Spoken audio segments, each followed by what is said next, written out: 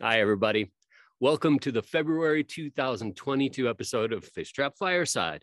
Fireside is a monthly reading series designed to feature diverse voices from local writers here in Wallowa County. Each month offers a fresh look at what people of the West are thinking about and writing down. This month's featured readers are Rick Bombaci, Kat Johnson, and Katherine Marrone. February's Fishtrap Fireside is sponsored by Wild Carrot Herbals, a Wallowa County-based skincare company making honest, nutrient-rich products for the entire family. Before we get going, I want to let you know that registration for the 35th Summer Fishtrap Gathering of Writers is open now. It takes place July 11 through 17 up at Wallowa Lake. You can learn about the great lineup of workshops and instructors and save your spot at fishtrap.org. Okay, let's get to our first fireside reader. Rick Bombaci is a familiar name around Fishtrap. He grew up in rural Connecticut, assures us that, yeah, there is such a place. And after a brief stint in living and working in Portland back in the good old days, when you could rent a nice apartment with hardwood floors for $125 a month and get a view of Mount St. Helens before it blew up. He soon moved to Wallowa County, where he's been more or less stuck ever since.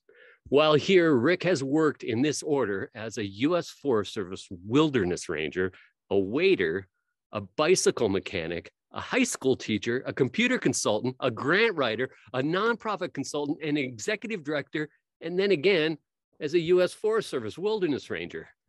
Rick says that's known as either completing the circle or spinning your wheels. Either way, he has one daughter and a number of obsessions, including long-distance hiking and a brilliant grandson. Please welcome Rick Bombaci. You're going to like this. Thanks, Mike. Places I have slept. I remember sleeping in my mother's thin and tired goose-down bag, World War II Army issue olive drab, on a rock slab somewhere in the Vermont mountains. After marching 20 miles with the other Boy Scouts, the last 5 in our sleep. It rained that night and I woke up with my white t-shirt and briefs stained green. Sleeping wet-eyed on the frigid shores of Peak Lake in the Wind River Mountains, grieving the loss of a mother I feared and never forgave. I hiked out in the morning, emptied. Lying awake in a strange bed under a street-side window at my grandparents', a country boy accustomed to darkness, watching lights from passing cars play across the ceiling. Lying on dew-damp grass in the backyard, listening to peepers and watching fireflies. Sleeping on top of the family's luggage in the back of our salmon pink 1957 Plymouth station wagon with fins in the parking lot of the Hershey, Pennsylvania chocolate factory. Sharing a bunk bed for a dozen years with 2 brothers in a knotty pine bedroom. Waking up on the floor of my parents' emptied home, walking out the door and climbing up into the cab of a moving truck to drive around the country, dispersing the detritus of their lives among their children. Tossing in a narrow steel berth on a cheap Greek cruise ship along with 200 other horny high school students and an equal number of horny Greek sailors, waking up one morning to the ship going backwards in rough seas with little white puke boxes politely placed here and there in the passageways. Napping on the carpet under fluorescent lights in a college library's palatial reading room, sharing bedrooms with a dour hippie who put a Hendrix poster in his van's back window, with a roommate who kept a semester's worth of laundry under his bed and droned me to sleep every night, with a roommate who took me to his sister's bat mitzvah and shared a waterbed for a year with me, although we were not lovers. Suspended in a hammock on a warm spring break night, waking to birdsong and red sun rising over flat Florida marshes. Stepping out of bed in a basement apartment into 5 inches of water on the floor. Awoken in a cemetery by the headlights and gunning engine of drunken college students about to run me over. Sleeping side by side after making love on a concrete boat ramp somewhere in upstate New York.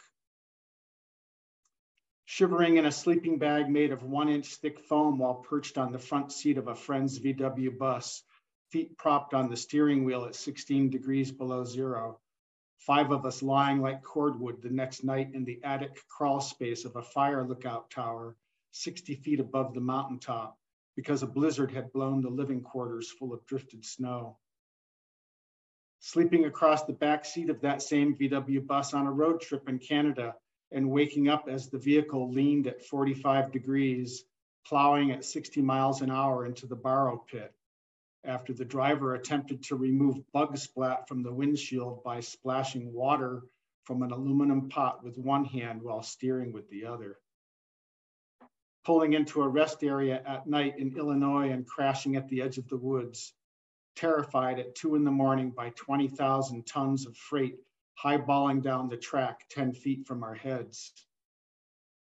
Sleeping on hills from Kansas to the Rockies because the starter didn't work and we needed to be able to roll the bus and pop the clutch to start the engine. When I was awakened by October snow falling on my face, I gave it up, drove back down the mountain, and installed a new starter in a parking lot. Waking up on our first morning in Portland to look east through clear skies at Mount Hood, which we hadn't known was there. Sharing a bedroom with my girlfriend and a picture of Joni Mitchell in a home in Northeast Portland before it became gentrified, where we posed as a married couple while supervising a house full of so-called delinquent girls who didn't trust me or any other man. Lying in the dark of our tent where we'd moved camp to join another party for safety on the shores of Washington's Ross Lake, after a man heading north toward Canada materialized from nowhere, wearing nothing but a red t-shirt and jeans, carrying nothing but a tiny gym bag, and sat himself down 10 yards from us. He followed us when we moved, lurking beyond the circle of campfire light, swearing us to silence with a slicing motion across his throat, while I was busy questioning my prejudices because he was Black. Sleeping on the ground, hidden in tall grasses high in the Washington Cascades, weary of the thumping hooves of elk grazing a few feet from our heads. Sleeping in a tent in a Yosemite Valley campground after bear hanging our food in the middle of a forest of RVs. Dozing under a tarp, waiting with arms around knees for a sleet storm to abate, fully clothed with socked but bootless feet, a mouse perched on my socks for warmth. Waking at dawn one January near Prairie City to a distant sun mocking the cattle standing stock still, blowing steam into the frozen air, thinking maybe it was going to be a problem that the van's crankcase had straight 30 weight in it. Sleeping behind my office in La Grande on a bare mattress on the floor of a blocked off hallway, listening to locomotives pull their loads all night at the switching yard. Catnapping by the side of the road at the top of the Minham grade, forehead on steering wheel, startled by a passing log truck's Jake brakes, mouth open in a silent scream as I grabbed steering wheel and stomped on brakes. Sleeping for 7 months on a foam pad 20 inches wide by 4 feet long by 1/4 inch thick, on a floor made of 3-inch diameter logs, at a monastery, in a town where they once hanged an elephant for murder, in the basement of a city jail, in the basement of a church, on the roof of a cabin, by the shore of a lake in Maine, listening to loons and in the twilight. Waking up in a hospital to a doctor's face 3 inches from mine saying, "You have very good bones," meaning we really had to hammer on your clavicle. Sleeping under the stars on top of Eagle Cap, sleeping under the stars on an unnamed ridgetop blasted out of skin and mind by a nighttime storm's lightning strike. Waking up to the crackling orange glow of a forest fire 50 feet away. Laying myself down to sleep 6 miles deep in the February mountains after vomiting stove fuel into the snow. Lying awake next to a can of bear spray in the Canadian Rockies after encountering 2 grizzlies. Sleeping at a barren mountain pass in a tent bent low by shrieking wind. Waking up in the muffled dark and cold silence of a tent buried under snow. Sleeping half starved in a place called Casket Valley, dreaming of my long dead grandfather. Sleeping in the light and airy Side Hotel in old Istanbul, waking each morning to muezzins calling the faithful to prayer from the minarets of mosques. Curled up with my daughter on the floor in the corner of a bus station in Mexico next to dried vomit, listening to sirens all night. Tenting in the backyard of a police station at the northern tip of Scotland. Sleeping in horrid, stuffy motels with horrid prints above the headboards. Sleeping in bed and breakfasts on beds smothered with too many comforters and shams. Sleeping in women's beds that rose too high off the floor. Sleeping in women's bedrooms with scarves of silk and cotton and wool, earrings made of wood and glass and copper and brass and beads, etched bracelets and perfumes, and closets filled to overflowing. Lying in a strange bed next to a woman who'd changed her first name after divorce. Sleeping in my bed with the window open all winter, dreaming of a long lost love swimming in the ocean and beaming at me with unbridled love. Lying alongside the Minam River, listening to the chatter of kingfishers and the splashing of spawned out salmon, nodding off in a chair by my father's side as he lay dying. Falling asleep while getting a massage, sleeping with a sweaty 4-year-old kicking me in the ribs. Sitting cross-legged in front of a fire with graduation night mayhem running riot all around, descending without effort or intent into a state of detached awareness, not sleeping, but perhaps in a place where sleeping minds go, eyes closed, unmoving but not unmoved by the spectacle, heard but not seen, of a drunken reveler falling into the fire in front of me.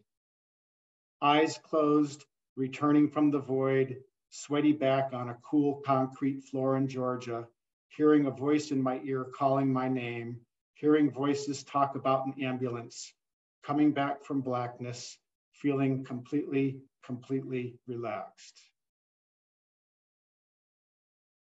Thank you. Thanks, Rick.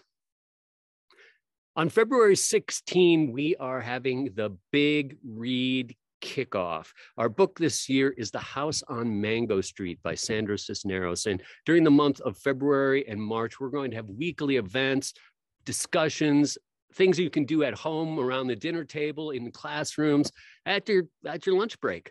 And the Big Read Kickoff is a conversation, a live online conversation with the author of the book, Sandra Cisneros. I hope you can tune in. Okay, our second reader. Kat Johnson was born and raised in Colorado. After earning her degree in English, she taught 4th grade for a time, but quit to become a stay-at-home mom and follow her husband and his career that took them to New Jersey, California, Georgia, Massachusetts, and then finally Oregon. Kat has been a substitute teacher, a library aide, a scout leader, an EMT, a companion to cats, dogs, ducks, goats, and horses, all sorts of barnyard animals. In her 30s, she began a new career as a registered nurse, starting in critical care, but eventually specializing in geriatrics and dementia care. After more than 30 years, finding herself happily retired, but not so happily widowed, she decided to begin a new chapter of her life by joining her daughter in Wallowa County. She's grateful for the kindness of the community and awestruck by the majesty of the landscape. Kat never tires of watching the deer and quail that visit her yard. Thanks to Fishtrap, she says she is rediscovering the joy of diving in and playing with words. Welcome, Kat Johnson. Thank you, Mike. This first piece is what happens when you spend too much time alone because of COVID and winter, and you start thinking about relating to your furniture. It's called Imaginary Friends. I sipped my morning coffee and absent-mindedly scrolled through the day's online marketplace offerings, and there it was, chair for sale. As I stared at the picture, 3 voices whispered to me at once. The first was matter of fact. You don't need that chair. The second was bossy, almost to the point of being rude. You have no business spending money on that chair. The third giggled seductively. You know that chair belongs with you. Buy it or you'll be sorry. Never one to resist temptation, naturally, I only paid attention to the third voice. And that's how the chair came to be transported from its unknown past to an undetermined future, from gathering dust in a garage to finding a new purpose somewhere in my home. I gave it a soft aqua blue seat cushion as a welcome home gift. As I dusted its varnished surface, I admired its sturdiness and the simple grace of its curves. I wondered who crafted it and what untold stories were buried deep in the grain of its oak. More practically, I wondered where on earth I would put it. By the window overlooking the mountains, in a cozy corner next to the fireplace, in the office where it might serve as a resting place for the cat or a pile of books. All reasonable choices, but then voice number 3 piped up again. Put it in the bedroom. Really? The bedroom already had an armchair.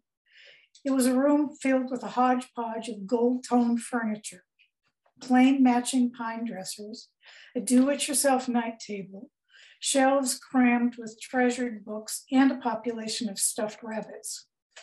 Still, it was worth a try. I moved the chair to the bedroom, and then I noticed that there was only one other piece of furniture in that room that was actually oak, the vanity. An antique adorned with carved grapevines, its wood darkened by 8 decades of wear. Tucked under it, a matching stool whose worn cushion was nearly the same color as the new cushion on the chair. A curiously unexpected match. An accidentally joyful pop of color in a mostly monotone room. Chair and the vanity blended like distant cousins who showed up wearing the same outfit to a family reunion and discovered an odd sense of belonging in a world filled with too much alienation. Pieces of furniture different in style and function, but unexpectedly comfortably partnered. Both transplants like me to a new place in a new life. The vanity is an old friend who's been around for as long as I can remember. Born in Thomasville, North Carolina, it was raised in Denver, Colorado, like me. And like me, it came to retire in the Wallowa Valley in Oregon. Somewhere between the end of the Great Depression and the beginning of the Second World War, it came to be owned by newlyweds who scrimped and saved to buy their first and ultimately only bedroom furniture. Mom and Dad moved several times over the years, but that bedroom furniture always went with them. Polished and protected, the vanity stood silent witness to decades of married life. It saw sleeping and waking, snuggling and squabbling, struggles and success. It was there when my father started his own business and when I came to be part of the family. It was there to witness the tears of pain my mother shed the day my father died. For me, the vanity is a treasure chest of memories of my mother. I can still detect the subtle scent of her perfume when I open the middle right-hand drawer. I remember its top lovingly adorned with starched doilies, delicate cut glass bottles, and a matching sterling silver mirror and hairbrush, all gifts from my father. On either side were lamps with frilly lace shades. Their bases were golden white porcelain dancers, forever separated and forever frozen in a minuet. As a child, I imagined the vanity somehow contained all the magic and mystery of womanhood. It was a place where Mom pin curled her hair, powdered her nose, and spritzed on cologne. It was where she let me play movie star by trying on her lipstick and rouge. Sometimes she sat there and shared happy memories of her childhood with her little girl, and later tried in vain to give advice to her stubborn adolescent daughter. When my mother died, the rest of the bedroom furniture was given to her favorite niece, but the vanity was bundled up and freighted west over the Rockies to a new home with me. There, it became a silent witness to yet another marriage. My husband, like my father before him, began acquiring trinkets for it, carefully chosen gifts that made it feel distinctly my own. The years passed, and once again the vanity sat in dark stillness and heard a widow's cries. This time they were mine. And so it became time for yet another move. Both the vanity and I, a little worn and marred, but still ready to make a new start. Together, we left the familiarity of the city life to discover new possibilities in the shadow of the Wallowa Mountains. And that is how we came to meet the chair. Chair has become a comfortable presence, but still a presence without unknown history. I will never uncover the secrets of its past. Not entirely sure I want to. I enjoy imagining what its story might be. I know it came to me from a gathering place for writers and lovers of words. Did it absorb molecules of memoirs or particles of poems dreamed into existence while it was there? I'm told it may have belonged to a newspaper editor at one time, a proud office chair witnessing the bravery of one who spoke boldly for social justice when it took an extraordinary amount of courage to do so. On the other hand, it could have spent time in a kitchen where it tolerated the indignity of being spilled on or cluttered with the likes of discarded mittens and school books, or worse, being used as a scratching post by an entitled tabby cat. A working man might have plopped heavily in the chair at the end of the day to suck on a pipe and complain about his boss. His spouse might have used the chair as a base of operations to shell peas, clip coupons, sew on buttons, or sip tea and share a bit of gossip with a friend. I like to imagine a small girl with pigtails perched in the chair, swinging her two short legs, humming happily and creating crayon masterpieces. The chair holds a myriad of mysteries. Now, here it sits, just feet away from the vanity. Two roommates gradually becoming acquainted.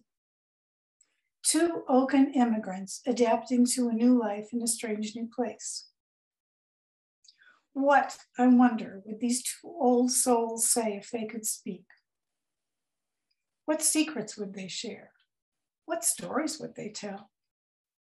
Sometimes, as I lie in the quiet of the night with the snow falling softly outside, just as I drift off to sleep, I can almost hear them whisper.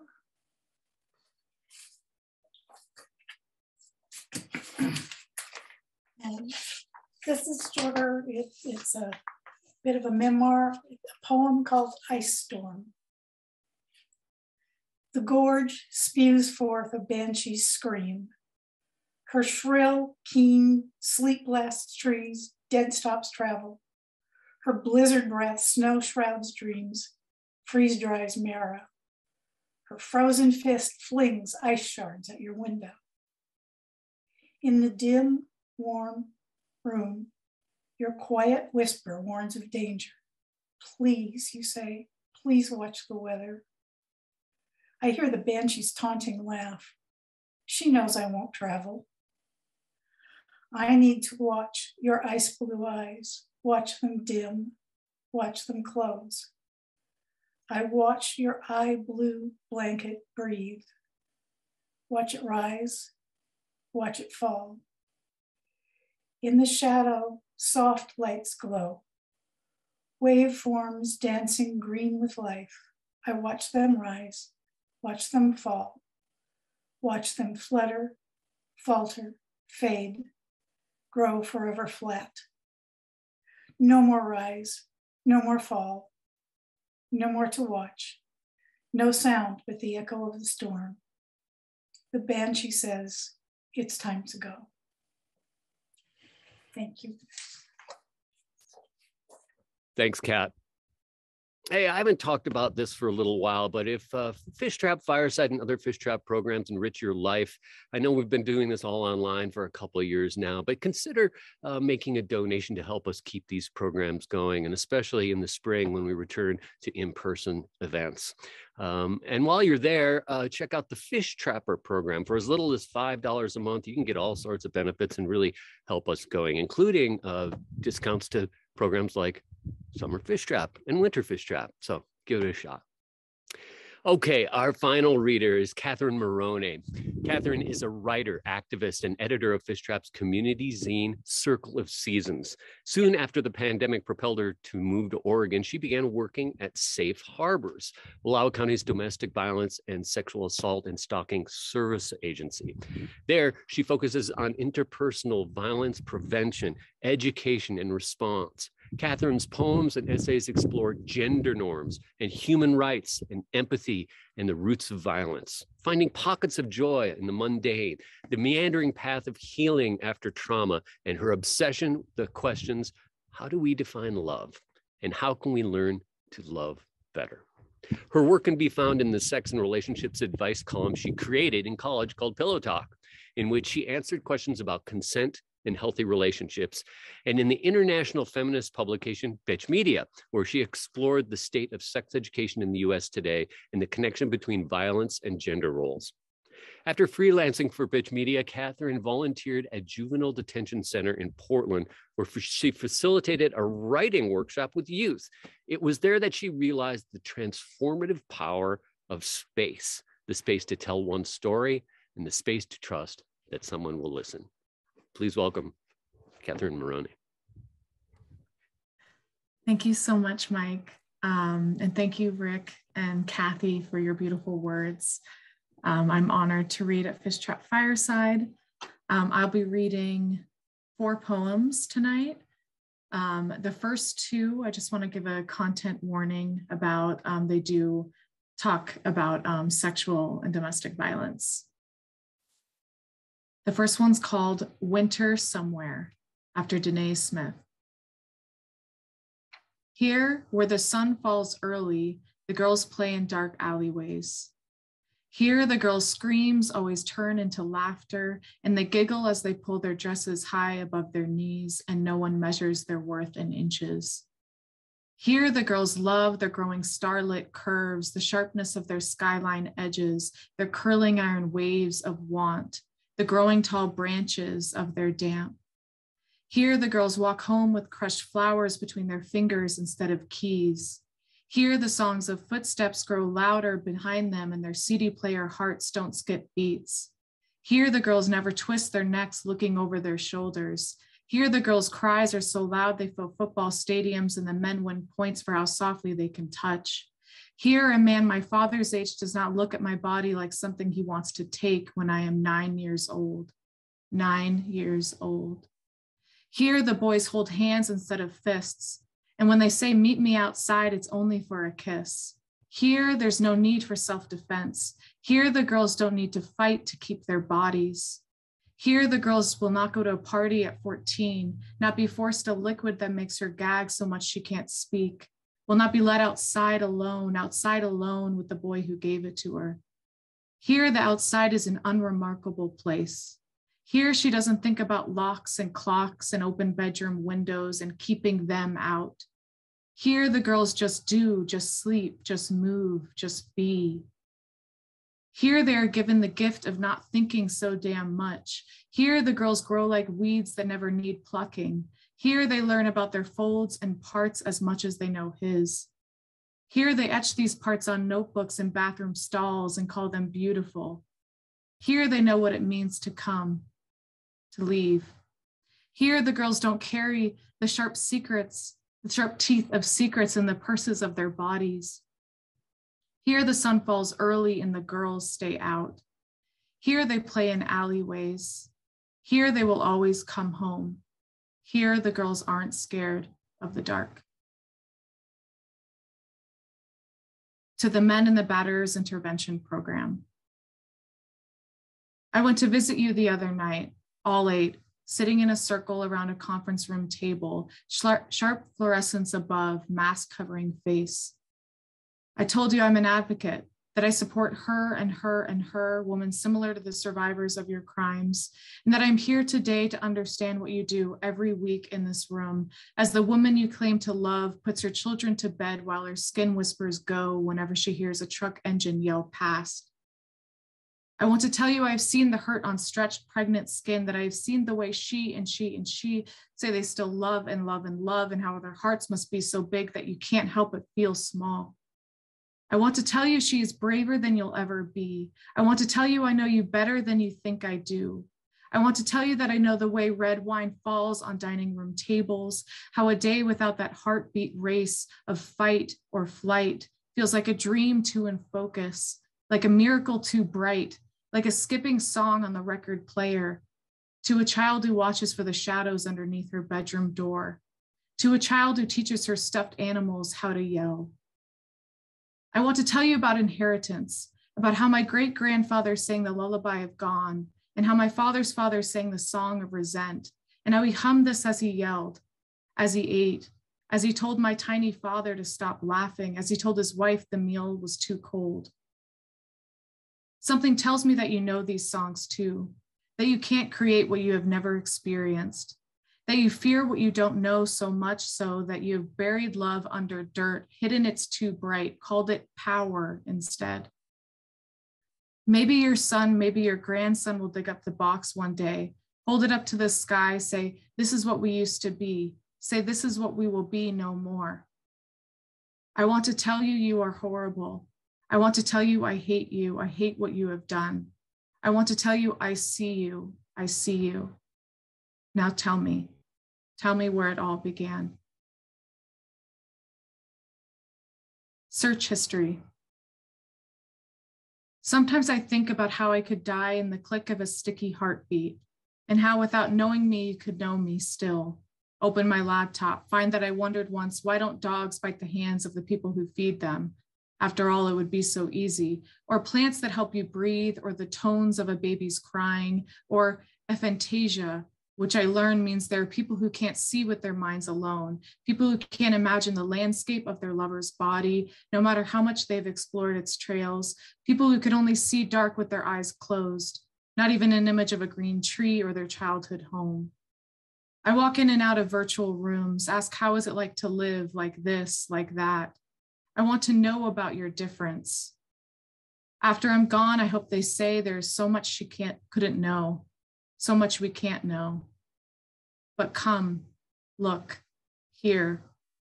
She searched anyway.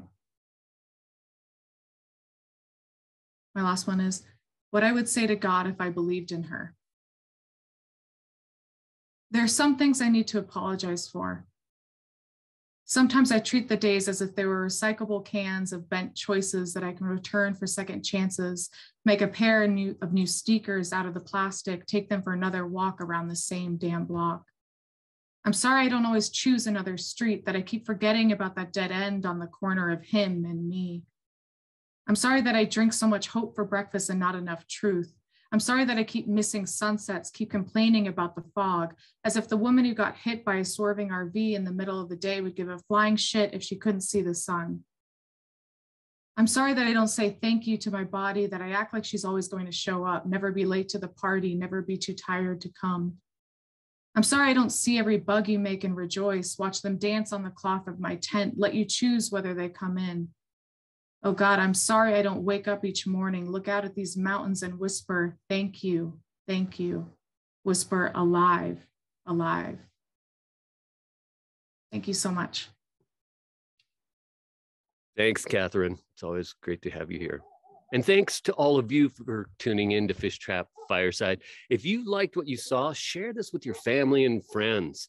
Anyone, anywhere can take in Fireside online at Fishtrap's YouTube channel and at fishtrap.org.